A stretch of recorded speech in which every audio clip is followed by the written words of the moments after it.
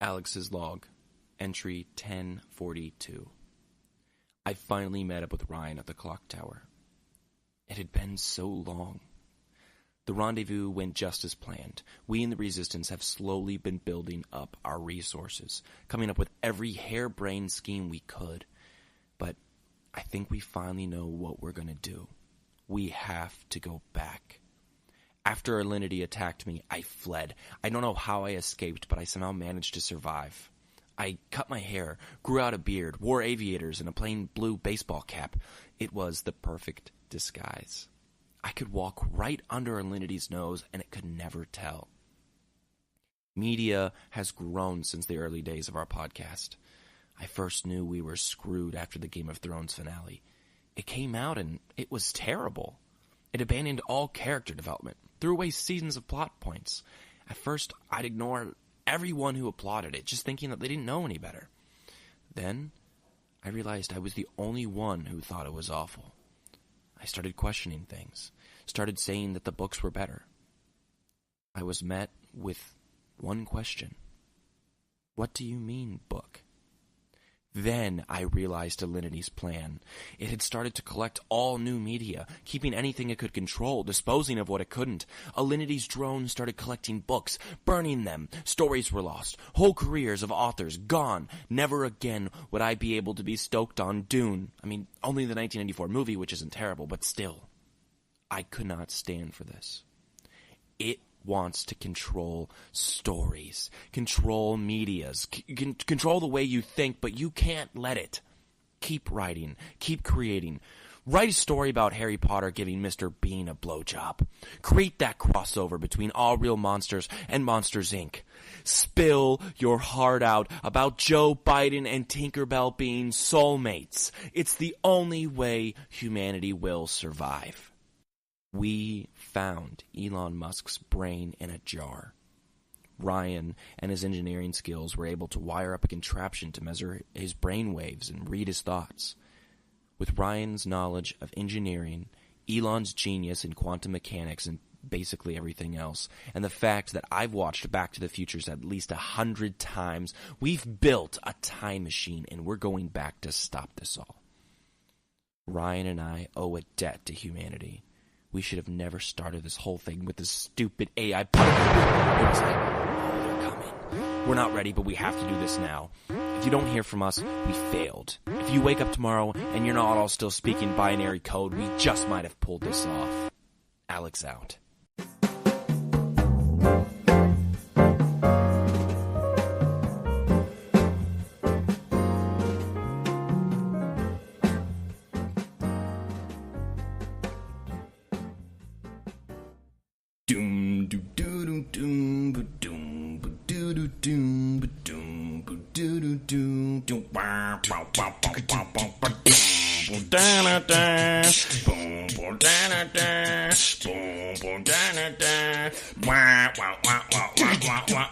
Say your prayers, little one. Don't forget my son to include everyone.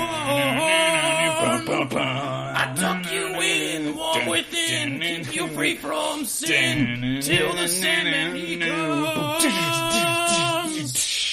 Sleep with one eye open, gripping your pillow tight.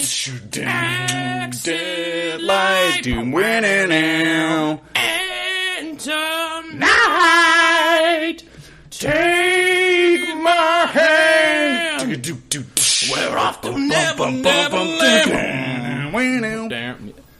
Hi everyone, welcome to Suck My Fanfic. The internet's greatest fanfiction literary criticism. I know what you're thinking. Was that Pentatonics? Wow. Was that a sneak preview of Pitch Perfect 4? We're back, pitches. Yes. Fuck. We just pitch slapped your ears with some fantastic acapella. So the Taylor Swift 22, either people ironically said they liked it or they legitimately liked that open. So, and I am shameless. So any compliment I take as 100% authentic. I have read to a microphone to blast out into your ear holes Bill Clinton having sex with SpongeBob. Yep. I'm shameless. William H. Macy, shameless. Hello, welcome to Suck My Fanfic, as we've already said probably 100 times at this point. But this is Enter Sandman. How about that? No. So today, Ryan, as an opening topic, I want you to tell me either the weirdest dream you've ever had, the one dream that stuck with you the most, just obviously not aspiration sort of dream, the dream you have when you I want to be a painter. I want to be a cowboy astronaut. That's weird. You have dreams. Get out of here. Get out of here, kid. You're in your mid-20s. Your dreams are dead. What's the weirdest What is it? dream? Yeah, what's the weirdest, scariest even? Most surreal? Or like a dream where you learned a lesson?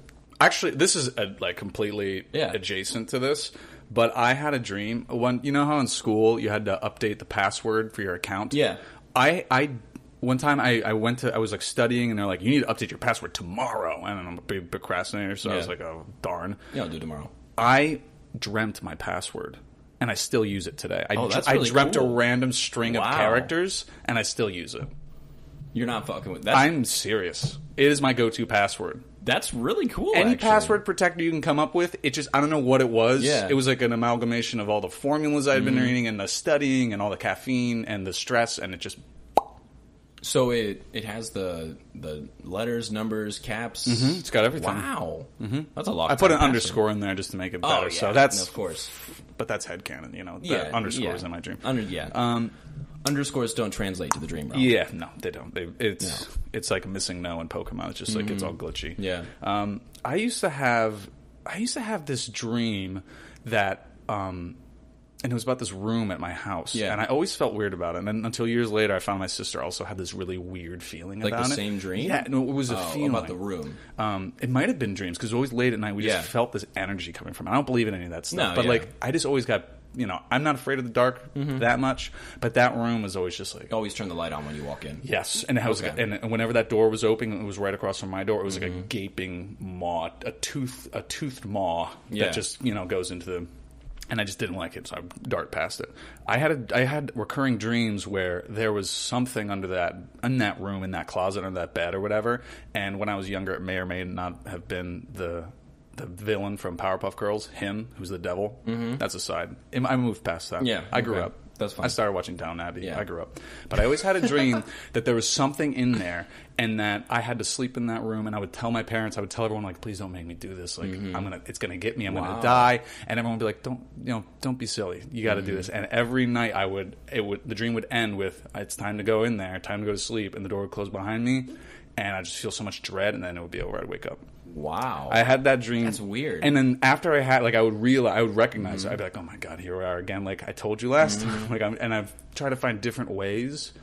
And then that was one dream. And then I did have one dream where I was like in a house. And I remember we were like searching this house. And like I came back to it like 2 times. And each time I tried to go different rooms. Yeah. And I got like to this room and I thought I was going to finally get out of it. But I woke up. Does your family still own that house? No. Do they still live there? No. Did you ever end up sleeping in the room? I have slept in that room, yes. Any weird dreams while you slept there? Not when I was in the room. No, that's interesting. Didn't change my feelings about it. Yeah. So I used to think the scariest dream that I had was, because I'm afraid of heights, I would have, I think everyone had these dreams where they just kind of jump off a building. And those used to terrify me. I would wake up in the middle of the night, like, clutching my pillow, just like, oh my God. No. Is something wrong, Alex? Yeah, exactly. Nothing, SpongeBob. Nothing. Go back to sleep. Nothing, Harry.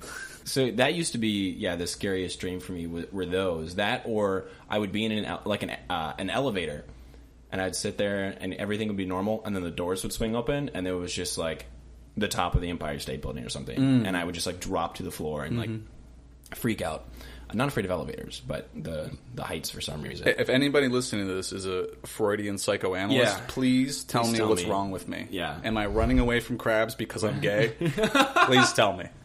If you run towards them, are you not gay? I don't know. I have no idea. Yeah. So that used to be what I thought was like the scariest dream I've ever had.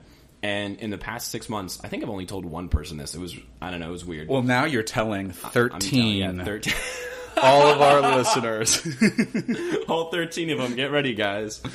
Your circle is about to expand slightly. Oh, yeah. So I had this dream, and it was just like a regular dream to begin with, and then I died in the dream. Consciously, I knew I was dead, right? And so I was laying there, and I'm like, all right, I'm dead. Like, this is it. This is it for me. And, you know, when you're in a dream, you believe it's real. Mm-hmm. Right? So in my head, I'm sitting there thinking, I'm dead. Mm-hmm. I've officially died. This is weird. Because it was just black. It was black and my consciousness. And I was like, okay, well, no, this isn't as bad as I thought it was going to be. You know what I mean? And I was like, sitting there. Kind of peaceful. Yeah, I was like, it's kind of peaceful. I mean, there's nothing going on. And then it, like, the absolute power of fear and dread overwhelmed me, and I said, there's absolutely nothing going on. Forever. I'm stuck with myself forever, and that is honestly the scariest dream I've ever had in my entire life. Wow. Like, having that realization that, like, when I die, or if I'm dead right now, I'm just stuck in my head until eternity. Mm-hmm. I have no idea, but that dream scared the piss out of me, and I woke up, and I literally, like, was in a cold sweat, and my heart was just like... Wow. Probably because it just came back to life because I actually died. Yeah. I have no idea. Like Jon Snow. You could, yeah. Oh, spoilers. I don't know if you haven't gotten there yet. Yeah. So, yeah, that was actually the scariest dream I've ever had was that. It happened like 4 or 5 months ago. Wow. Did it happen again or just that once? No, just that one time. But that was, I'm not going to lie to you, that was like dead ass the scariest thing I've ever experienced. Tell me, Alex, how do you feel about your mother? I'm just saying. Did that change anything about how you felt like that day? Because I've had dreams where it affects my day. That affects my month. I swear to God. Did you do anything differently, or were you just no? Like I was just like more sulky, and I guess I was channeling Edgar Allan Poe more or something. I think Harry Potter had that dream before the 5th book, and that's why he was such an angry douche. Probably, yeah. No, but I laid there and I was like, all right, I'm alive. But holy shit. Mm-hmm. And I like I said, I don't know why, the scariest thing to me was knowing that I was trapped in my head for eternity. That was, like, legitimately terrifying. That is pretty scary. Isn't that weird? Mm-hmm. I don't know. So I think that's a little food for thought for people, that someone's scariest dream is being by themselves forever. Psychoanalysts. So, you're out there. Are you out there? Mr. Freud, where you at, homie? So I bring all this up because... today's episode is centered around Metallica. Metallica fanfic. You know that they are the only band that has played on all 7 continents. They played in Antarctica? They did play in Antarctica. They played in a bubble. There was an audience. They came down in a bubble, bro. Yeah, in a bubble, bro. No. They played in all 7 continents. They're the only band to do that. Huh. Yeah. Isn't that weird? I feel like if we're ever going to have a band play on the moon, you know, NASA's like, we're going back in 2022 or 23 or something like that. They should go. Absolutely. Or Pink Floyd should play Dark Side of the Moon. On the Dark Side of the Moon? Yes. That's pretty cool. Yeah. Or Bruno Mars, because I think he's one of the best we have to offer. Just in terms of hits. Just in general? Just to the universe. Just in general? Just get up there and play Uptown Funk into the cosmos. I had there was an Onion article that was scientists still find traces of Mambo No. 5 from 2003 in space. And I shared that on Facebook, and someone goes, you know this is fake, right? Oh, really? Like, Onion, for anyone who doesn't know, is a satirical newspaper, and everybody refuses to read that by the Onion, so they just read the headlines, and that's like part of the fun of it. Exactly. I love the Onion, but they do funny things like that. Mambo No. 5 still can be found in the atmosphere from 2003, and I want that to be Uptown Funk. Yeah, it will be. Dum, dum, dum, dum, dum. Yeah, Uptown Funk you up. So what are you going to funk us up with today? A nice Sandman fanfic? I know I've talked about Sandman in the past, in some past episodes. If you have not listened to those episodes, what are you doing? Where have you been? Go back and listen. Where have you been? Welcome. Where have you been? For those of you that listened a long time ago and just need the refresher, Sandman is a comic book series written by Neil Gaiman. And one of the things that really set it apart from other comics, is that it has good. It's amazing. First off, quite honestly, as far as comic series goes, it was a limited series of 75, so that's not a very limited, but it's not it's not one of those comic books like Superman, which literally has over 1,000 issues. Actually, I think at this point has over 2,000 issues total, because I know Action Comics is above 1,000 right now. But if you include all the other all the other Superman titles there have ever been, I think they're well over 2,000. Wow. So 75 in comparison is nothing. But the thing that's really impressive about Sandman is that it's all one self-contained story. It has... How is it that there's over 2,000 Superman stories, yet in the movies we've seen him fight Lex Luthor twice? Every single time, yeah. The reason they do that is because... did I say this on the podcast at some point, where I feel like DC's making movies for comic book fans... Yeah. Yes. And that's why the average moviegoer doesn't like it. Mm-hmm. I think what it is modern DC is doing that, but past DC was just making movies for the average moviegoer. Yeah, well, they got they've got famous directors. What was the director of the first Superman's name? Donner? Yeah, Richard Donner. Like they got the guy who makes actual movies. Christopher Reeve's a legit movie star to be in it, and they were. It was the first superhero movie ever, so they kind of had to play to the audience. And so when you think about it in that terms, that was made for a moviegoer. That wasn't made for comic book fans. And at the time, there wasn't. It was also pretty comic booky too. No, it was for sure. What is it? The fourth one where he takes some weird thing off of his chest and throws it on someone. Oh, he goes to the moon as well. Superman and the fight for peace, I believe. It's weird. So it gets weird. However, Sandman, self-contained, with all of Neil Gaiman's works being adapted at the moment, basically, or have already been adapted, and now they're being pillaged by premium cable. Yeah. Well, apparently, Good Omens is really good. I'm just saying, all of his stuff is going out on Stars and Cinemax. He doesn't own Sandman though. DC owns Sandman.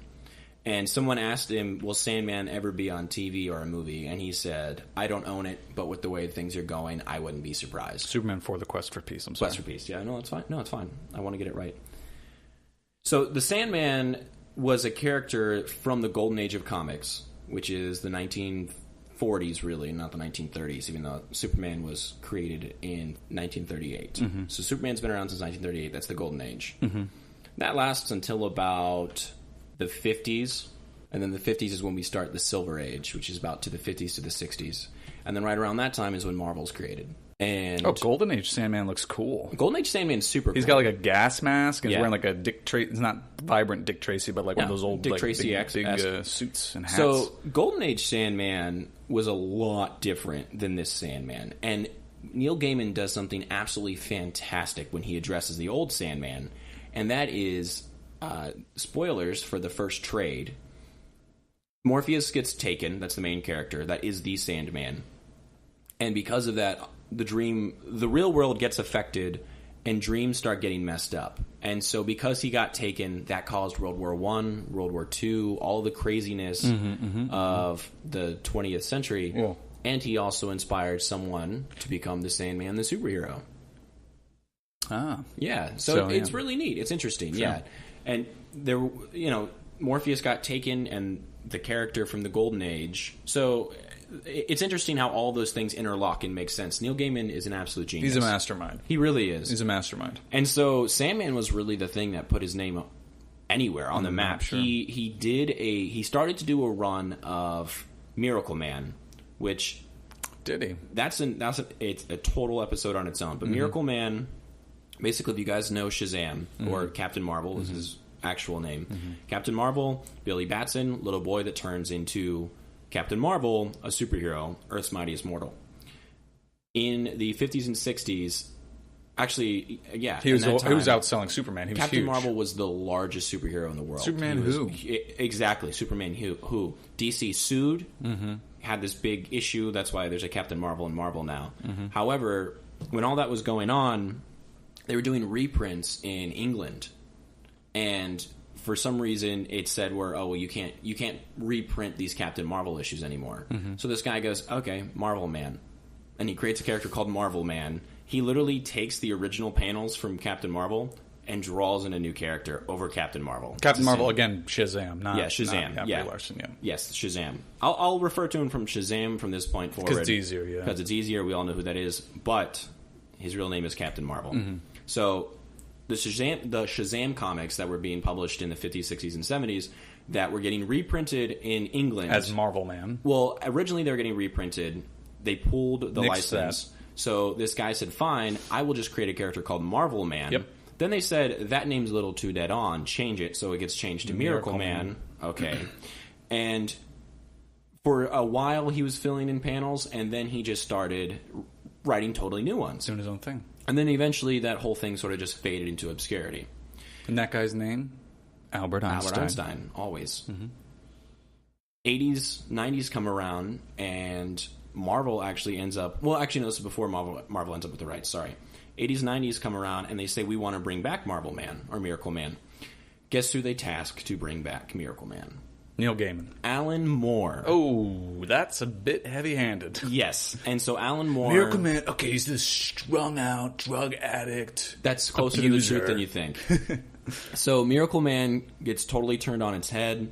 All these crazy things happen. Alan Moore hands off the comic book to Neil Gaiman. This isn't the one where he turns into animals and becomes self-aware of... No, that's Animal Man, written by Grant Morrison. Ah, yes. That is also a Vertigo imprint. Another insane wizard. Yeah, Grant Morrison... He believes in blood magic or something like that, He believes right? in semen magic. That's it. He thought if magic. everyone jacked off to his comic books, they would do better. Mm-hmm. Okay, Grant, if you say so. No, because you'd have to buy them first. Yeah, he's a master marketer. Yeah, he really is. He's on the level of Steve Jobs. He just doesn't have a turtleneck. Yeah. So Neil Gaiman takes over Miracle Man, and then Marvel buys the rights to Miracle Man and decides that they're going to stop printing them. Mm-hmm. And so Neil Gaiman is still technically writing Miracle Man, but hasn't released an issue in decades. Right.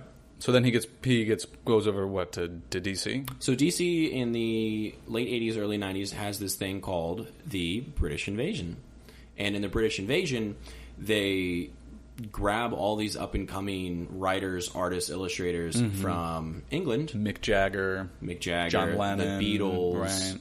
the Sex Animals. Pistols. Yes, yeah. exactly. And they bring them to the U.S. and basically give them Cate Blanchett. Mm-hmm. So with Alan Moore, that's when he wrote Watchmen. He was given, or he wasn't given Watchmen. He was actually given Swamp Thing, which is now a DC Universe original. Haven't watched the first episode yet, but it does look amazing. He was given Swamp Thing, and he just kind of turned the tides and went really crazy with it. So there's another comic book company called Charlton Comics, which was bought by DC, and then they integrated them into the mainstream. But before that, the Charlton Comics characters were people like The Question, Blue Beetle, oh, cool, Captain Atom, those sort of people. Yeah. And so Alan Moore said, oh my God, I've got this great idea with these characters. And Alan Moore has always been about making things real, bringing them true to life, turning them on their head. Is Watchmen coming out of this? So he goes to DC and he says, we have all these Charlton comic characters. They're not being used in mainstream. Let me fuck them up. Yeah. And they said, no, we'll give you Cate Blanchett to write any new characters you want, but don't touch these. Please don't ruin them. Exactly. And he said, okay, fine. So he went with David Gibbons. I believe that's the illustrator for Watchmen. And they just basically went out and created this whole new story. So a lot of people think that Night Owl, which is one of the main characters... is based off Batman. Yes, is based off Batman. And he's actually based off of Blue Beetle. And if you look at their aeroplane, whatever you want to call it, they're almost identical. It is Dave Gibbons. He also... Dave Gibbons actually used a lot of his original character designs for Watchmen. Almost all the characters' designs were designed by Dave Gibbons. Sure. So while Alan Moore's off doing Watchmen with Dave Gibbons, that leaves a vacuum for Neil Gaiman to... And so Neil Gaiman came over to do I think it's called Black Orchid. It was his original miniseries he was going to do. They read it and they said, hey, Neil, this isn't really towards a regular comic audience. And he said, so? I mean, it's a story I want to tell. Let me tell it. And they basically said, well, you can still tell it, but do you have any other ideas? And they kind of gave him, again, Cate Blanchett to do whatever he wanted, and he saw Sandman. And it kind of inspired him to come up with this amazing idea. How crazy.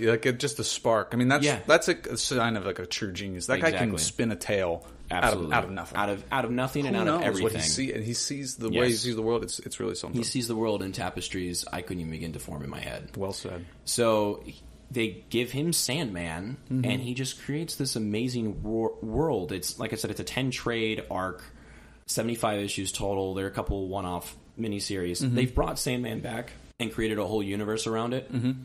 It's not the same. I don't think he's actually writing any of the titles. I think he's just kind of pulling some strings. Sure. He's got other stuff going on, which is totally understandable. Busy. Also, great follow on Twitter. He's always doing things. Oh, yeah. And he's always meeting fans and everything. Yeah, he's a great guy. He's helping a lot with Good Omens right now because he co-wrote that with Terry Pratchett. Sure. Terry Pratchett died, and so he's doing the TV show in memory of his friend. Cool. So he's kind of involved with that. But they relaunched the Sandman universe, and it's good. I haven't read all of it. I've read some of it. It's good. I don't think it's anywhere near as good as the original, because the original was a very self-contained Neil Gaiman thing. And the best way I can describe it is that in 75 issues, it's almost like an anthology series. So there are some issues where you will sit there and you'll read the whole thing, and Morpheus is in it for one panel. Morpheus is the main character. The main character, who looks identical to Neil Gaiman. Basically the I guess same he person. does, yeah. He looks identical. Long flowing black hair. Yep. Yeah, always wears all black. Yep. So Morpheus is the Lord of Dreams. Morpheus is a sibling of 7 siblings called the Endless. The Endless are basically 7 anthropomorphized universal powers, I guess. Like truths. Truths, Sure. yeah. Things that the universe will always have. You can think of them as one step below the creator, but not adhering to gods. So in the DC universe, They're kind of like Greek gods. They have they're all in charge of something. they're actually more powerful than Greek gods. That's what I was going to say. But like in the idea of that, Yeah. you got like an underworld guy, you got a this, that, and the Yeah. other. So basically, in the DC universe, there are Greek gods, and the Endless are actually above them. Sure. The Endless actually have more power than them. And so, but the Endless are Greek gods. They're considered a part of the pantheon of basically all the major pantheons, and there'll be someone in that pantheon. They're like this huge overarching thing, but Yeah. what I like about it is that they're also like on the ground level. Like they're such an essence. They're Yeah. they're like quarks. They're like the actual building blocks of everything. Yes. So like while they're these like kind of lofty beings, they also make up every action and everything that we do. Yes. That's what's cool about them. Yes. So in 1988, they published the first issue. And the first trade is called Preludes and Nocturnes. Good Quite one. frankly, it's a masterpiece. I absolutely love that trade. All of the trades are really strong. I think there are a couple that are weaker than the others, and that's not saying that they're bad.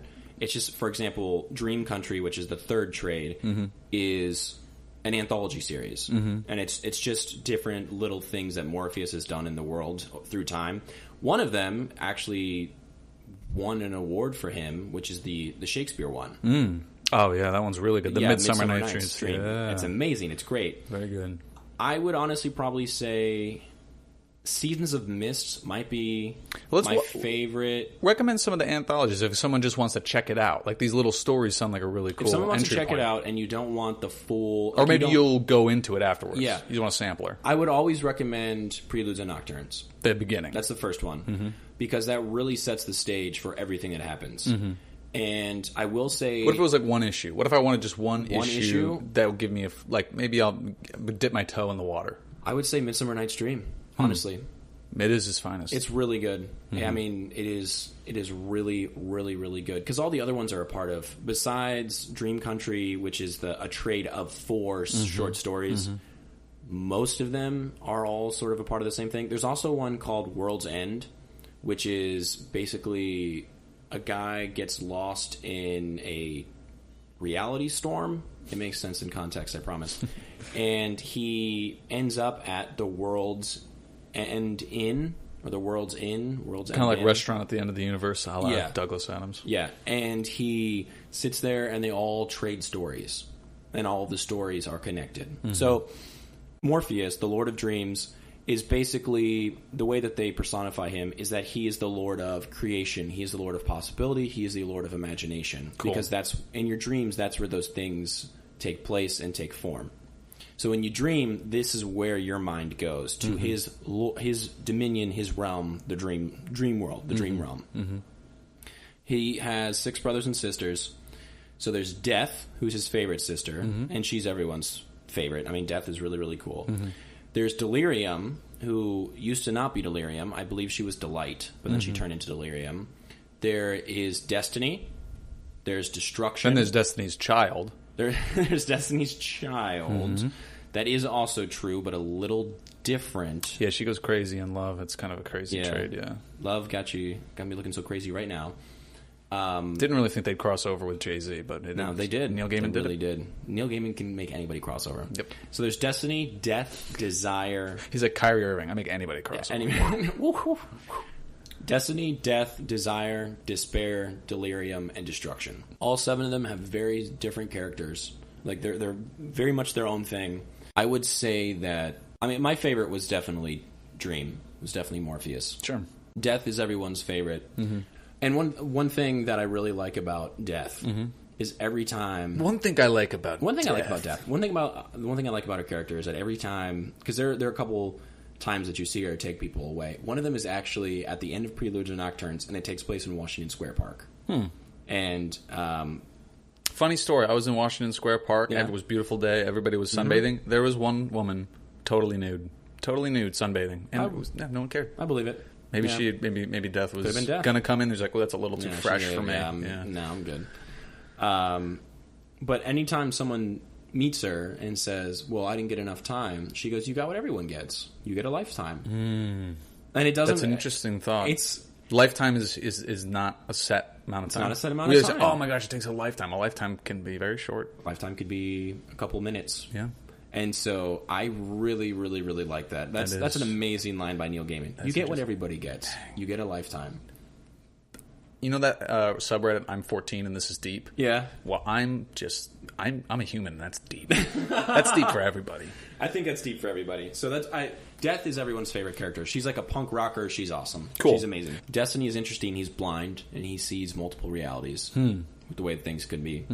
Destruction is the fallen sibling. He's the one that they lost touch with. And he's a really interesting character. Sure. Delirium, you feel so sorry for her because you know that she's so spaced out of it that you almost just want to take care of her. She's very much like, and that's how everyone in this series kind of is that they just want to like take care of her. They just want to do things. And the other ones are... There's always one person in the family that everyone kind of feels beholden to. Sort of, yeah. Desire is actually... people say transgender. Desire changes to whatever people desire. Very nice, very nice. So sometimes desire is a boy, sometimes desire is a girl, sometimes desire is both, sometimes desire is neither. Sometimes Desire is a Sonic movie that doesn't look like Nightmare Fuel. Exactly. Sometimes it is. Sometimes it is. Who knows? Whatever your kink is. Who knows? So in the Lord of Dreams' realm, in Morpheus' realm, he has a cast of characters that are awesome. A cast of lovable characters. Cookie characters. And you really... I mean, Neil Gaiman just creates these amazing characters. Just out of thin air. Yeah. Out of thin air. But also built on some, archetypes, and he draws on... He's just so well-read, he can call on references to anything. And there's one... We're just going to do a Neil Gaiman fan podcast. I would love to. Just screw it. All right, let's end this episode now. Fuck it. So, Seasons of Mists is really good, and that has to do with Lucifer abandoning hell. Cool. And because Lucifer wants to get back at Morpheus. And one thing that Neil Gaiman does really well... What did he do? Why? I'll explain that. But one thing that Morpheus does... Or not Morpheus. Neil Gaiman, same person. One thing Neil Gaiman does really well in Sandman and also in American Gods is anytime you think there's about to be this big physical confrontation, he subverts the expectation. And he does it magically. In Seasons of Mists, he says goodbye to everybody. Morpheus Setting up the stage for a big throwdown. And Lucifer says, you know what? I'm going to do the most hurtful thing I think I can do. I'm just going to give him the keys to hell. That was kind of what was happening at the time. It's like you go back, you talk about Watchmen. It's like, all right, here's a big throwdown with the squid. And it's like, oh, it's done. No, it's done. It already happened. Exactly. I like that. We've gone away from that. We have because we're so. I think because we did it a lot in the 90s. We did, and I think there's something cinematic about that, but there's not something literary about that.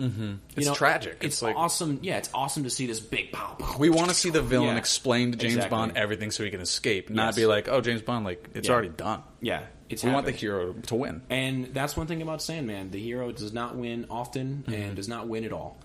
And Morpheus is sometimes the villain. Morpheus is sometimes the hero. It all really depends on the story. And 75 issues does not feel like 75 issues. It's amazing. It's really, really good. So Seasons of Mist, that's Lucifer's thing. Cool. Well, I would just give him the keys to the gates of hell. And he kicks everybody out. So there's this urgency to figure it out.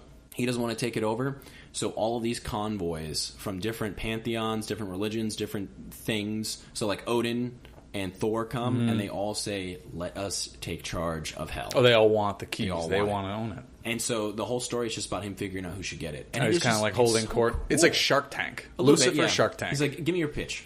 Oh, with that, I'm out. Like, it's good though. And so I'll give you 300,000 skulls and crossbones for 20%. Exactly. That just raised the valuation of Odin's offer by 5%. The Japanese spirit god ask an offer in perpetuity. That's not a great offer. What's your revenue look like? My revenue? Boom, boom. Wait, you don't know what your revenue is like? I'm out. Your valuation of your pantheon is way above what It's it just really is. Lucifer, Mr. Wonderful, and Mark Cuban. Those are the only people sitting That'd be up there. amazing. Well, Lucifer, when he quits, he starts a club in L.A. and he's a piano player. That's awesome. It's awesome. So That's amazing. He's Ryan Gosling from La La Land. Basically. Just slamming this thing with references Basically. today. So many references. But all of them are really good. I mean, Game of You, I think, Ryan, you read Game of You. That's the one that's sort of like Narnia. Oh, yeah, it's awesome. Yeah, Game of So You is good. really good. Fables and Reflections is good as well. If someone wanted to step into it, honestly, I would say Fables and Reflections as well. You could definitely step into Fables and Reflections and get a really good grip of what it's like. What's that one with the cats? I like that one a lot. That's in Dream Country. Gotcha. And that one's really good. Dream Country is great because, like I said, it's four It sounds like small a anthologies. Donkey Kong game. Dream Country? Donkey Kong, Dream Dream Country. Country. Dude, I'd play that. It does sound like it. Preludes and Nocturnes, it does have a couple of other characters from the DC universe, so if you're not totally familiar with them, Yeah. you can Google it. You Sure. know, I mean, Wikipedia is very Sure. good to learn really quickly. But before just to end it, Yes. before we get started on this do fix, it's great, and because of that, because it is so good at giving a bunch of smaller stories. For example, in The World's End, there's a story about how cities dream, because cities are organisms, and they must have dreams, and a human being gets trapped in one of the city's dreams, which is really weird. Because of that, I decided to have a little mini Drabble Fest, and a bunch of smaller stories about Are we going to have the Sandman. music? No music. Oh. No music. It's not a real Drabble Fest, but Okay. I wanted to just give a bunch of smaller stories about the Sandman universe. It's a Drabble street fair. Yeah. Drabble Street Fair. Yeah, you're And it's driving only like through one block. You're like, oh my gosh, I got to go to the grocery store. You Yeah. hop in your car, you pull out of the driveway, and then you're like, oh my god, they shut down the Yeah. street for a farmer's market. I'm just gonna peruse. I'm just going to peruse. It's a what this Drabble is. pub crawl. Ah, That's what I guess we'll call it that. I'm familiar. So a bunch of I'm very familiar with that. yes. So it's a bunch of smaller Sandman stories. Mm-hmm. I love it. I love it. You're into it? I'm all over it. All right, here we go. So here's one called "In My Dreams" by by Theater Girl 81. On In My fanfiction.net. Dreams sounds like a Drake song. In My Dreams, yeah, you got me in my dreams. In my feels. Yeah. In my dreams. So yes, Theater Girl 81 on fanfiction.net. I like her already. Theater Girl. I like this one. What would it be like to meet the Endless? I guess it would depend on which one you crossed paths with. I met one of them once, in a dream. Or was it? When it comes to Lord Morpheus, one can never be sure. And one thing that Neil Gaiman does a lot throughout his run is... Listens to music. Yeah, probably. But he will have someone wake up and totally forget. Because it's a dream. And you don't always remember your dreams. yeah, And you so don't, it's... yeah. You'll wake up, they'll have this profound feeling that something happened, and then they'll just go about their day. Do we talk about... Oh, it's like, lost. That lesson's lost. Or they'll carry the Yeah. lesson with them, sure. Yeah. Do we ever talk about this? How do you think Inception has any, like, roots in Sandman? I wouldn't be surprised. Like, if Christopher Nolan was somehow aware. He seems to delve into these, like, very, like nerd culture things, Yeah. but also, like, he's, like... I mean, he probably read Batman just so he could get, like, up to speed. He but, said he doesn't like comics. yeah, not beholden to any Yeah. of it. He just wants to make good movies. I think that's it. And by good movies, I mean movies in his exact style. Yes. Yeah, with Every ticking time. clocks and Even though they're always amazing. big screens. Yeah, no, I love it. Listen, I think The Prestige is one of the best movies ever. The Prestige is so good. I will fight David Bowie's in anybody that on movie. I know, he plays Nikola Tesla. Oh my god, it's so amazing. Christian Bale, Hugh Jackman, just going at it. It's fantastic. Batman and Wolverine. Batman and Wolverine go up against each other with magic. Wolverine's aided by Alfred. I Yep. mean, I don't know how it gets better than Starman that. comes in. Oh yeah. The Goblin King is around. Not the Conspiracy, sorry. The Prestige is Fantastic. legitimately, I think, one And of the best a movies lot I've of ever seen. people haven't seen it. They you haven't, have to and go it's see it. so good. You have to go see it. Oh my god. Yep. Cut this, splice this Yeah. audio, put it out in the beginning. Yeah. Just go watch The Just go Prestige. watch it. I'm sorry. It's so good. I love that movie. Continue. It's such a good movie. Continue. They say if you die in a dream, you'll never wake up. Maybe that's why we wake up from nightmares screaming. Because on a subconscious level, we knew how close we were to death. Death was Except on for the you. outskirts. You died in your dream. I did die in my dream. Death was on the outskirts, hiding in the shadows and lurking in her brother's world. And all 7 of them have their own worlds.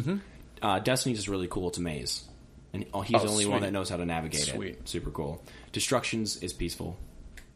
There's it's a like lot to go it's with his that. safe space. Exactly. His or her safe space. Deliriums is an absolute LSD like trip. It's Dope. even drawn totally different. Sick. Desire is a building built in the shape of a human being, and she lives in the heart. Or does they live in the heart? The It's entrance is through the stomach, because the way to every man's heart is through the stomach. Isn't that right, ladies? Sometimes when you wake covered in sweat, bolting upright from a heart-stopping nightmare, you swear you see a fleeting shadow. You see a figure moving in your peripheral vision, but when you look in earnest, she's gone. That was death, leaving to reap somewhere else. And you thank Dream for keeping her sister at bay. I find myself walking through a building. It looks like a mall or an office building, and there are people everywhere, but something is wrong. People are running and trying to get away from something. I run too, though I'm not sure what the danger is. Then I see the cloaked figure, the writhe in black that is coming for the people. It moves on metal legs, its claws making no sound on the floor. When it touches someone, their whole body is sucked into the dark hood as if it's a vacuum hose. There's a man leaning against a wall. He has long, straight, black hair pulled back into a ponytail, and his clothing is anachronistic. He looks like he came out of the Middle Ages. It's all right, he tells me. Nothing will hurt you. His words are not comforting. I run from him, getting caught up in the crowd, but they don't like me. They want to get away from me because I will harm them somehow. I see my roommate in the crowd. Becky, I call. Becky, but she doesn't hear me. Or if she does, she ignores me. Instead, she runs around a corner, disappearing from view. Suddenly, I'm scared and overcome with sadness. I slide down a wall and start to cry. She's on her way to meet Jay-Z. It's Becky with the good hair. It is Becky with the good hair. Then someone sits down next to me. He is tall and dressed in black, but his skin is chalk white. His short hair is a tangled black, and his eyes are dark, though I can't gauge the color. He wraps his arms around me, holding me close and giving me comfort. I don't want to die, I tell him. He does something then, but I'm not sure. He doesn't speak, but suddenly I'm floating above the floor. I see my body inert and splayed on the ground, but the man is gone and there's no one else around. The next thing I know, I'm in a house, and there are 3 other women there. Everyone is laughing, and it's like we've known each other forever. We're happy. That was when I woke up. So what happens when dreams shift suddenly? When one moment you're scared and crying, and the next moment you're laughing? I think there's someone looking out for you, and if it's not your destiny to die, even in a dream, the Lord Shaper will send you somewhere else, somewhere safe. But maybe, just maybe, you'll be lucky enough to meet Dream face to face. It's not something I'll take for granted, nor is it something I'll soon forget. End of that story.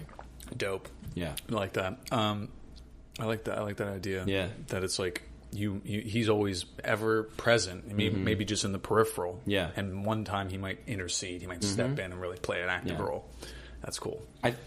Reading this and thinking about it, I think a really good way to describe just Sandman in general, but describe the issues, describe the one-offs, describe even the stories, the story arcs. It's sort of, for me, it's sort of like a potato chip. Like, you take the one bite and it has just enough salt where your brain is programmed to be like, we need more salt, take another bite. And that's sort of how I feel with it. Where, like, I'll read one issue and I'll be like... Parses out just enough. Yeah, just enough where I'm like, breadcrumbs I want so much more. Yep. And you're like, just keep consuming. Did Neil Gaiman gaslight you for 75 issues? I think he did. Yeah. Do it to me, Daddy. That's fine, and it's so good. And I didn't mention this before, and I'm being totally serious with this. I'm not an emotional person when it comes to consuming media. I finished the 10th one, and I drew one single tear. And I swear to Jesus, it was one single tear. I was just like, ow! It was so good, but ow! Yep. It's amazing. It's so good. The ending is perfect, but at the same time terrible. Because you don't want it to happen. And it's one of those things where you know it's going to happen. It's inevitable. And you're like, you can change it. Get out of it. Change it, Morpheus. Do it. He doesn't. Nice. Because he knows it's inevitable. So it's... Morpheus kind of reminds me of Jon Snow. He's like always marching towards, always ready. Like, Lucifer, I'm ready to lay down my life and everything. But he just his biggest curse is you have to keep going. You have to keep living. So this one is about delirium. It's called I Saw a Butterfly by Jenna Lynn on fanfiction.net. Like I said, delirium is really crazy, really weird. One thing that I like that not everyone does when they write comics is they'll give certain text box either different colors, different styles, different designs, so you know. When, for example, Etrigan the Demon is on a page, he has a very specific font. It's in bold. It looks like it's written in the medieval times. It's awesome. I like that. So people don't like that? Some people don't do it. Some people don't like it. Delirium's is all wavy. It has a gradient in it, and the words are all different colors because she's delirium. She's crazy. I saw a butterfly once. It was orange and emerald and purple and royal blue, and it landed on my arm. It was beautiful, and when it took off again, there was a trail of silver glitter left on my skin. I ran after it because I felt that I had to. She's tripping hard at Coachella. Yeah, she's tripping balls. Yeah, Coachella did not treat her well. This is almost Burning Man. Forget this is Burning Coachella. Man. She is dripping at Burning Man. It flew up higher and higher, and then faster I ran, the faster it disappeared. Finally, when it was just a speck on the horizon, I stopped and felt so sad that a tear slid down my cheek. When I looked around, I found that I did not know where I was. It was getting dark, and I was scared. The streets were empty except for a young girl who sat on the curb, singing softly to herself. She looked at me and smiled. One of her eyes was blue, the other was green.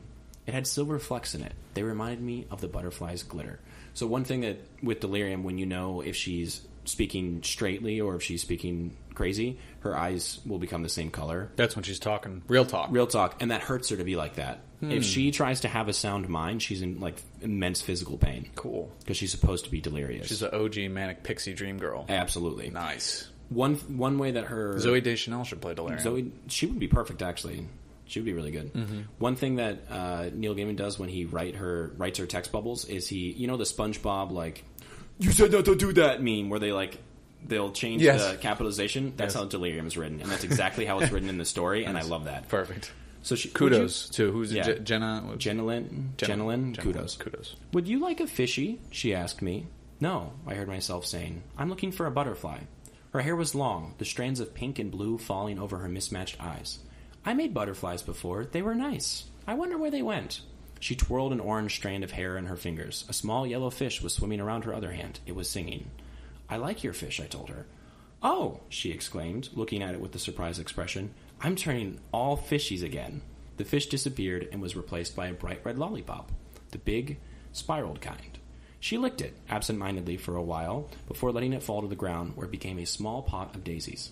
I think I saw your butterfly. Its name was Floobie-Goo Silly Stew. She trailed off as her scarlet and golden hair began to float. Time out. The girl who played Luna Lovegood in Harry Potter, she should play delirium. That's actually probably better casting. Mm-hmm. Blue bubbles were coming out of the ends and dancing through the air. Look what I'm doing, she said proudly. She began popping the bubbles with her small fingers. I joined in, laughing loudly whenever I poked one. A large bubble landed on my nose and burst. The liquid ran down into my mouth, and it tasted like cherries. Mm-hmm. I'm lost, I sighed after she tired of this game. Small bottle green jelly beans were spilling out of her fingertips. Her nails were bright yellow. You can live with me, she said, twirling around wildly. I live in this place. It's nice, I think. No, I already have a home. I just can't find it. She looked suddenly old. No, I guess you shouldn't. Her mismatched eyes seemed sad for a moment, like she had lost something. Then her cherry-red lips burst into a smile. You know how you have friends and other people who are like your friends, but not so much? Like you see them and say hi and are glad to see them, but you don't see them all the time because they aren't really your good friends? Yeah, I said, because I understood. That's like you. We're good friends, but we're not really good friends. It's like apples and oranges or something. The yellow fish was swimming around her hand again. I thought it was singing somewhere over the rainbow, and it reminded me of the girl's hair. I should go home, I sighed. She had realized the fish was there again. Would you like my fishy? I think it will take you home. She held it out to me on the end of a string, and I took it. We know things that no one else does, she whispered as I started to leave. Yes, I agreed. I think I already knew that. Things about butterflies. And fishies. And rainbows. And all the pretty colors. Her hair was making bubbles again, and she took off down the street, chasing them and laughing. She turned back once and waved at me, her pink and lavender hair trailing behind her. The yellow fish was swimming through the air, and I followed it, holding tightly to the string. When I reached my house, I looked at the string and found that the fish was gone. I shook my head and dropped the string into the trash can. I went to bed and dreamt of eating red lollipops and floating on soft blue bubbles. I saw a butterfly once. It was orange and emerald and purple and royal blue, and I wish I could have found it because I know about butterflies. I know a lot of things that no one else does. I like that. I can tell you it's very Neil Gaiman-esque. Right. The whole thing, and that's why I love that one, because it's very just like... Mm-hmm. You know, that makes me have a different idea about this delirium character. More like a Peter Pan kind of character, where it's like they have like a kindred spirit. It's like, oh, look at all these fun things. Like you want to hang out forever, and it's like, no, this is actually kind of non-sustainable. Like I'm a real person. Like this is a nice flight of fantasy, and I have to return to the real world. So delirium is actually kind of a sad character. She is. She's and like I said, you just want to take care of her. You want to make sure she's taken care of and that she's safe. But because of she is who she is, she's darting around. She's always going to be so lonely. Yes, No one and will it's ever really, join really him. sad. Yeah. There's actually one character that belonged to Destruction. It's a dog named Barnabas who can speak. Not Just like casual. rough speech, Casual but he can shit, yeah. talk. And Barnabas actually is given to Delirium to watch over her, and she loses Barnabas. And she's like, "I've lost my doggy. Have you seen him?" And you're like, "Find the dog. Yeah. Someone find her the dog, please." You also feel like, oh yeah, Yeah. that's nice. She has a friend, but also she sounds ridiculously irresponsible. Yeah, Would lose and that Barnabas immediately. is like super responsible and very smart, and he's like, "Where the hell did this girl go?" It's like you ever see Foster's Home for Imaginary Friends? Absolutely. It's like the rabbit butler and the lady, whatever Yeah. her name was, said "Funny Bunny" to "Sweet Little Girl." Exactly. Freaking, that's Funny the jam. Bunny. Yeah. Ooh, I'm gonna earmark that one. Foster's Home for Imaginary Friends fanfic. That's good. I'm gonna write that. So in Morpheus's Dominion, there are, like I said, a whole cast of characters. My favorite is actually, it might be the Raven, but Lucian is the. I knew a person named Lucian. Did you really? Yeah, it's a super cool name. It is a cool name. Lucian is the librarian. So one of the things that I absolutely love about this series is that every dream that has ever been dreamt goes into a library. Nice. And Lucian is the librarian for that library. Cool. One thing that is really cool is Neil Gaiman has a whole list of like what the books are, and one of the books is literally titled "That Book That You Always Wanted to Write That You Knew Would Make $1 million if you wrote it, but you never got around to writing it." I fucking love that. Nice. And so Lucian is the librarian. There's another character named Mervin. He's a pumpkin head. And He's a pumpkin head? Like I'm a pumpkin head? Or he's a pumpkin he head? literally Like has a head for a pumpkin. Or a pumpkin for a head. Nice. A head for a pumpkin. He literally has a pumpkin for a head. Mervin is basically a guy from Brooklyn who Oh, there they are. thinks he's more hardworking than everybody else. Yeah, there they are. Yeah. Mervin is, I think, Neil Gaiman's favorite character, actually. I think he said that's his favorite character in the whole cast of Dream World, Dream Realm characters. And Mervin is always talking about being blue collar. He's always talking about like doing the hard work for everybody else. There's also a character named the Leviathan who's scary as shit. He eats eyes, but that's, again, beside the point. So this is a little, very short drabble about Lucian and Mervin. Leviathan, any like relation to like the real Leviathan? You mean... It's like a monster. It's like a So not the big real snake. one, but the one that everyone knows of. No, but yes. Oh, it's real. Yeah, the real one. Okay. The one that Godzilla's based. Yeah. The real one. Lucian and Mervin bowed respectfully as Dream passed them in a well-lit Wait, hallway. do you not believe in the Leviathan? Do you not believe in our one and only Leviathan overlord? wait, this is a huge rift. I thought his name was Xenu. I mean, he goes by very many names. true, yeah. I mean, he takes many forms, but really? You're not a Leviathan Well, believer? we'll find out. Really? Maybe you can convince me at lunch. Really? Lucian and Mervin bowed respectfully as Dream passed them in a well-lit hallway. "Hey, Lush," asked Mervin, "did you notice the boss didn't have a shadow?" "That's not unusual," Lucian said. "Lord Morpheus only casts a shadow when it occurs to him to do so." Mervin puffed on his ever-present cigar. It never runs out. It never Beautiful. gets smaller. It's awesome. Beautiful. "That's just like him. Head in the clouds, mooning about, while us working stiffs got to obey what passes for the laws of physics around here." Lucian sighed. Mervin. "You know, Lush, some guys mean well, but they just ain't bright enough to cast a shadow." "Quite so," Lucian said dryly. That's it. That's it? That's it. If you knew the characters, Sure. perfect. It's like I said, it's a very nice little. That'd be like tiny- 2 panels. That'd be like the Yeah. perfect 2 panels. Just a little or just like stinger. if you'd put it at the end of another book as like a strip just to get people interested. You're like, what? Why does this guy have a? That's a post-credit scene, and then Nick Fury walks in. He says, "Pumpkinhead, I'm starting a team." Exactly. I'm starting a team, Pumpkinhead. And he's like, "You talking about the Teamsters?" He's like, "No, that's something different." Exactly. But Lucian's cool. I think Lucian's a good character. This one's also really short. It's called Death of the Party. You trying to break the Drabble Fest record by yourself? No, right I'm not. now? No, I only have after this one. I only have one other one. Wow, Promise. you need to take a nap after this. Yeah. This is pretty hardcore. The eldest three met in Destiny's garden domain near the large statues of all seven endless. Death greeted her younger brother warmly. "How you doing, bro?" "I am well," Dream said mildly.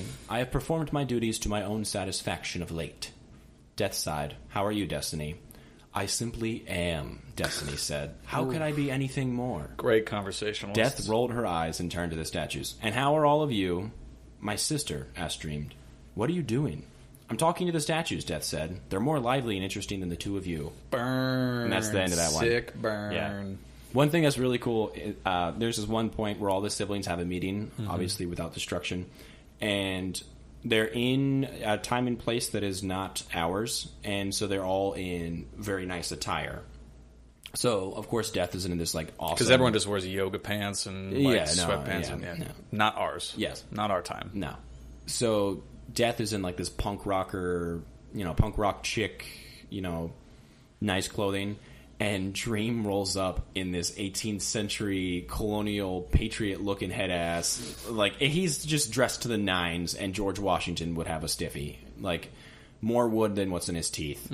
And I love that. I love that Dream's idea of looking nice, like dressing to the nines is that. Yeah. I don't know why. I love that. Freaking, like pantaloons and knickerbockers and all that. Yeah. Several layers of coats. Yeah. Was he wearing a tri-corner hat? He was. Oh. Yeah, he had the socks and the shoes, you know what I'm talking about? Oh, yeah. Oh, yeah. So this one is Doesn't It Bother You, also by Theater Girl 81. Doesn't It Bother You? Another Drake song. Yeah, she's maybe she's just using Drake songs. But doesn't it bother you? The little girl continued to walk across the beam of light. The curtain was pulled back enough to allow one streak of light into the otherwise dark room. Does what bother me? The woman in black sweetly asked her sister. You know that everyone gets it wrong. She stretched out her arms and walked like a poised tightrope walker, careful to never put one foot out of place. I'm going to be a famous circus performer. She never turned to face the older girl. A faint smile crossed Death's lips as she watched the bouncing head of multicolored hair bob around before her. You will have to be specific. The girl turned to face her sister. What? There are a lot of things that could bother me. I don't know which one you're talking about. Oh. Delirium crossed her makeshift balance beam and sat cross-legged at her sister's feet. Death was seated in a high black backed chair that faced the window so she could watch the performance that had ended abruptly. You're not a skeleton, Delirium said. Death pursed her lips. No, I'm not. I mean, you're as pale and as thin as bone, but you're not a skeleton in a cloak. Well, maybe not as pale as Dream, but wait, what was I saying? She began to trace a pattern on her skirt. Oh yeah, you have hair. Skeletons don't have hair. Death leaned back. So you're asking if it bothers me that people think the incarnation of Death is a giant skeleton who carts around farming equipment to reap souls like ears of corn? Yes. I mean, that would be messy. Death couldn't hide the smile that crossed her lips. I don't know. I don't mind. Who knows? Maybe that was the form of my prior incarnation. Delirium cocked her head. Maybe. You might be right. Maybe that Death was around for so long that the humans can't get the thought out of their minds. Besides, it's better for me in the end. What do you mean? Delirium tugged a piece of her hair. Well, this way I can walk among people and talk pleasantly with them. They don't see anything strange. Now imagine a giant skeleton walking down the street. Delirium began to laugh. That would cause panic. Indeed. We don't need that. No, we don't. We need... Oh! Delirium jumped up. I need to finish my routine for you. She ran back across the room and began to twirl. I love ballet. I want to be a dancer, you know. So that's the last one. Nice. Yeah, I like that one too. Yeah. Like I said, the reason I picked so many of the smaller stories instead of one larger one is that Sandman feels like a bunch of smaller stories put together. And at the heart of the Sandman story, at the heart of the Sandman run, I think it's a celebration of stories. Like I said, the dreamscape is a amalgamation of all of what can be and whatever was and whatever can be. And that's why they have the library full of dreams. And that's why Sandman is considered the creator, destruction is considered the destroyer. And so, like I said, you'll get these little tiny vignettes, these little tiny stories, and you just want so many more. Like, you just want Neil Gaiman to tell you stories before you go to sleep. Yeah. They're amazing. The one you're talking about with the cats, that one's really good. That one's about the idea of belief in dreams. And then if enough people believed in a dream, the dream's real. And it was about cats. They dream concurrently at the same time. Exactly. It can happen. Exactly. And that one was about cats, about how cats used to rule and were these massive giant things. And then humans were subservient to them. Humans were subservient, and they would be prey for the cats, which we know, scientifically speaking, that if cats were larger, they would eat us. They just don't eat us because they know they can't. They can't fit their mouths around us. Exactly. And...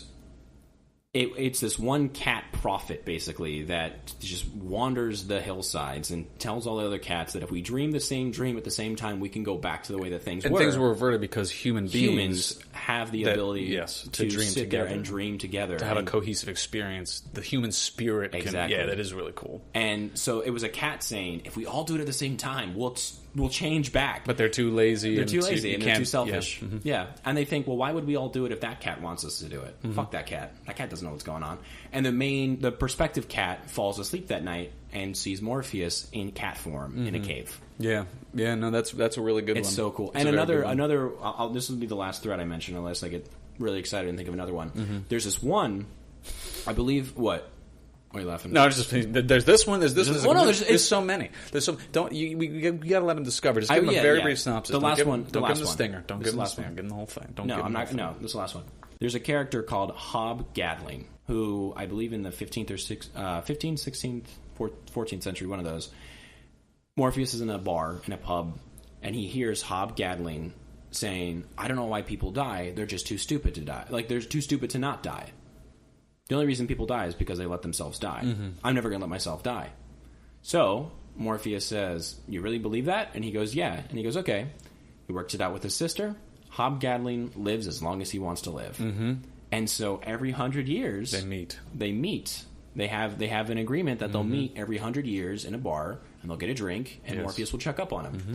And Hob Gadling is a character through the whole series, and I love that. Yep. It's so cool. That is neat. It's about a mortal's perspective of immortality. Right. Hilarity ensues, that's all we'll say. Exactly. But not really. But no. Yeah. But it's one of those things where Morpheus, who's always been immortal, and quite frankly, you start to realize that he doesn't really want to be, that if anything, he thinks he's more of a person than he is, or he wants to be. I don't want it. Hob Gadling is the other way around. And so it's nice to see him sit down and talk. And when Morpheus goes to fight Lucifer, which what he thinks is going to be a big battle, he meets Hob early and says goodbye. He's like, it's been good, friend. I hope you get what you want out of this.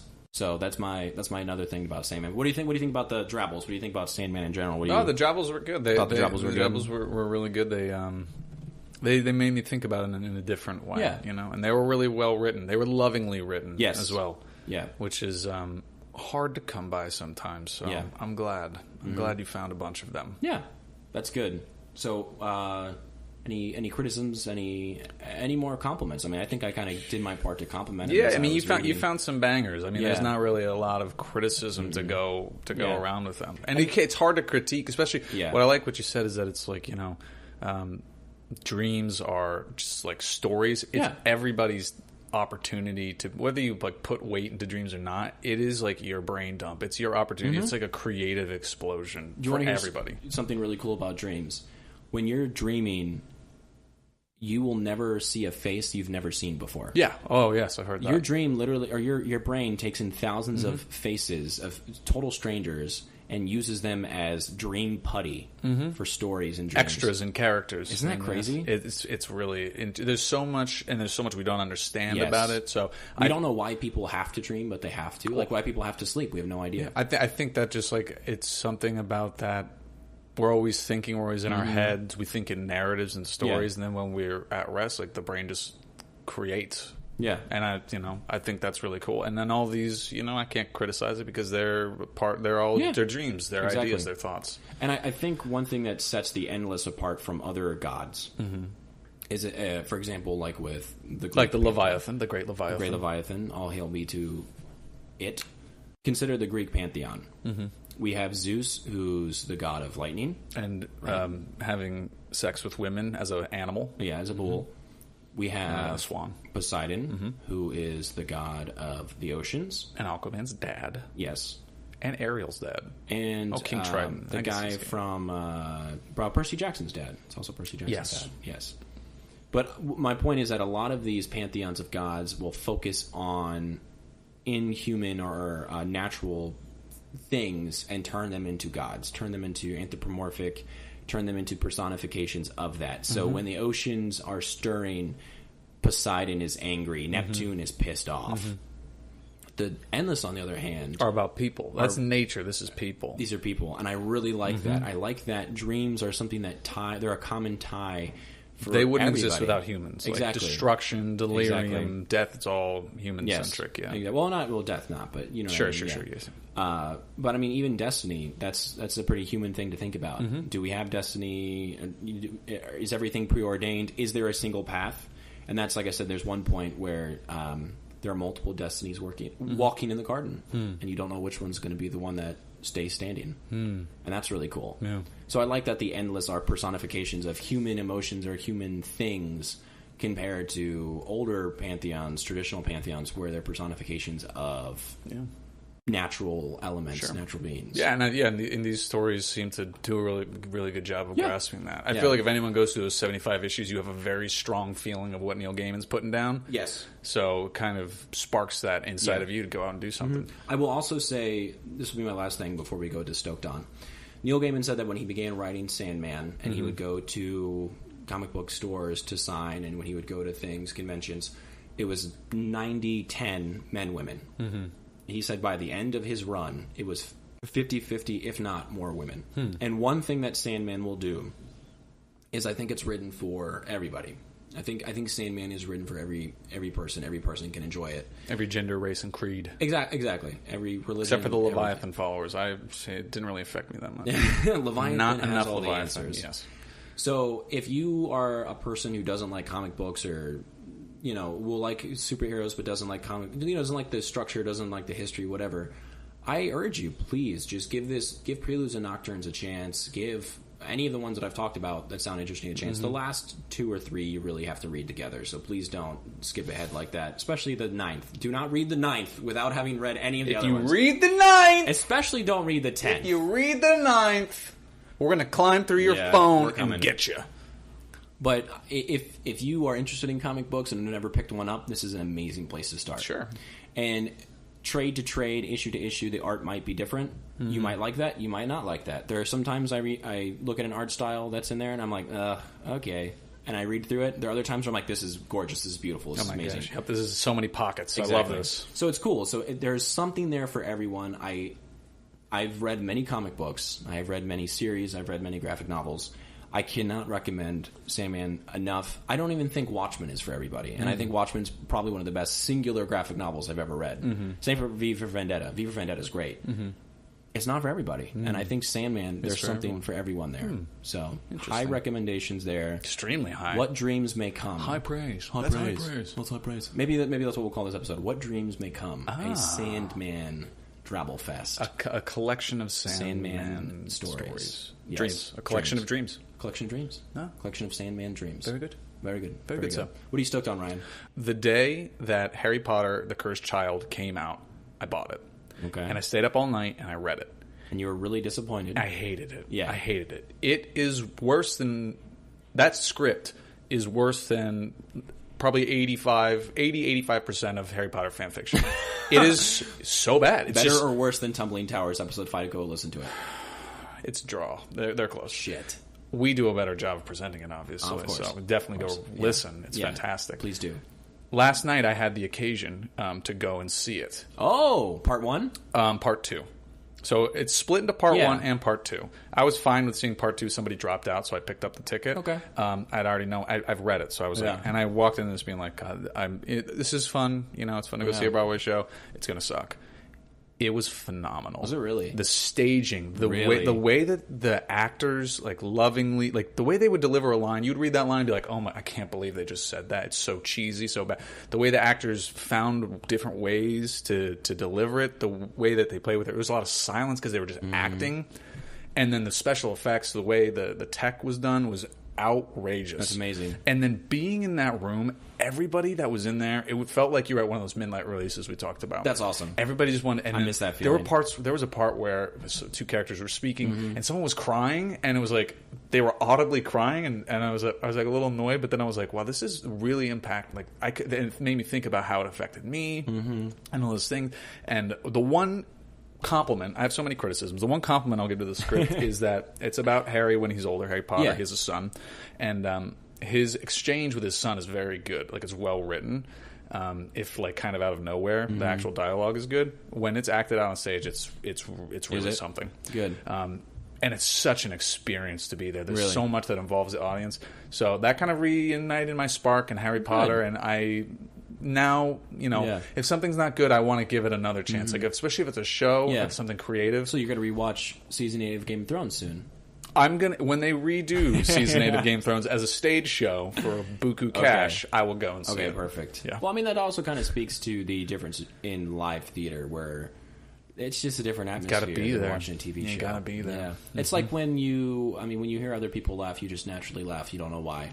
you're walking down the street and you see someone look up at something and a whole bunch of people are, and you're automatically Is it break your a neck to bird? look. Is it a plane? Exactly. What's up in the sky? And so I think that's when there's an audience with you. That's a totally different viewing experience. Absolutely. Than reading a script by And when you're yourself. seeing a human being do it, Yeah. it felt honestly like I would say it put you more in the mood of the original films and the books than the new Good. Fantastic Beasts do. Wow. So it's very good. That's good. It's very good. I'm glad you saw that. I'm glad It's you're still stoked on it. some of the things are I'm like, oh Yeah. gosh, I can't believe this is Yeah. actually. But the way it's presented and just being in that, the energy of this live performance is fantastic.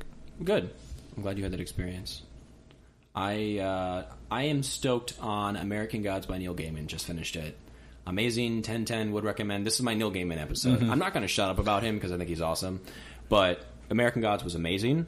I'm not going to lie. I guessed all the twists and all of that. But a good author, I think, will write it, and you're not upset that you guessed it. If anything, you're happy that you picked up on all the clues, and it was great. Again, you expect this massive battle, doesn't happen, and you're so like you're not even upset about it. You're like, that was awesome. You should. It's in that place in Tennessee, right? That hits like mountainside. Stone Chattanooga, is that where it is? It is in Chattanooga. I've been there. Have you? And I had finished the book, and I was there with my sister, and Yeah. she was doing something. She was like, she's an actor, she's doing this acting thing. And I went up there. It was the mistiest morning Yeah. ever. I was up there by myself, and you couldn't see like this town below, Yeah. and you're like, I was walking through these trees and everything, and I was like, this is sick. It was. Did it so feel like the cool. book? Yeah. That's awesome. That's really cool. But even the epilogue I thought was awesome with Mr. Hinselman. Mm-hmm. The whole story is amazing. It's a very long book. Yep, and we talked about how it's well written because it's yeah. it's like almost this like love story. It's like Yes. such like an an immigrant's Yes. perspective of America. It is one of the most Americana. American books I've ever read. It's a book that could have only been written by an immigrant, America. but it's one of the most American books I've ever read. And that's what makes it so darn American. It's amazing, yeah. It literally, there are short stories about gods coming to the New World, and it's just awesome. Highly recommend. I'm not going to say anything else. Haven't seen the Stars show. I've seen clips of it. They get a lot of things. They do a lot of things differently. Take a lot of liberties. But Neil Gaiman helps write it, so he understands the difference between TV and books. That's Like fine. in Cursed Child, they take a lot of liberties, makes it so much better. Sometimes There you go. It depends on the Yeah. original medium and the Exactly. intention. So I recommend that if you're not into comics, pick up American Gods. If you haven't read it, it's big and it's intimidating, but I think it's worth it, and I think it's very good. So I'm not going to dote on that as long as I doted on Sandman, because I'm not going to lie to you, I thought Sandman was perfect. American Gods was great. It was really, really good. I'm not going to call it perfect, but it was really, really good. Sure. Like I said, I think Sandman's perfect. So You're ever stoked on Sandman. I'm ever stoked on Sandman. It's going to be one of those things that I read at least 2 more times before I meet death. No, I'm serious. Like, Sandman it's up there. It's really good. American Gods, I might reread it, but it's not because it was bad. It's just because it was really good and I really liked it. Right. But Sandman is something you can come back to and get Yeah, it's an something experience, every sure. time. Yeah. So that's what I'm stoked on. That's a good thing to be stoked on. Thank you. So for those of you listening who are still with us, we have... Welcome to the end of the show. Yeah, welcome to the end of the show. We have all the social medias. Follow us on YouTube, sub everywhere. Give us your monies on Patreon. It's Suck My Fanfic everywhere. Ryan is Buy our just hit, merch. like, Buy our merch. Buy that merch. Ryan just did like dabbed a million times. This is my favorite shirt I'm wearing, but I've also had it for like 10 years. Yeah. Buy our merch so I can Buy get the a new merch. shirt. You can get a new shirt. Anything to remember, Ryan. We talked a lot today about dreams and the creative spark and everybody. I think it's just a beautiful thing. You might be sitting there, you might be having a bad day, you might have some doubts, Yeah. but there is something in you, and it makes you human, and it's what makes you creative, and it's what makes all your friends like you, and all your family love you, and that's the special spark inside of you. Yeah. So go out there and let it show today. That's really nice.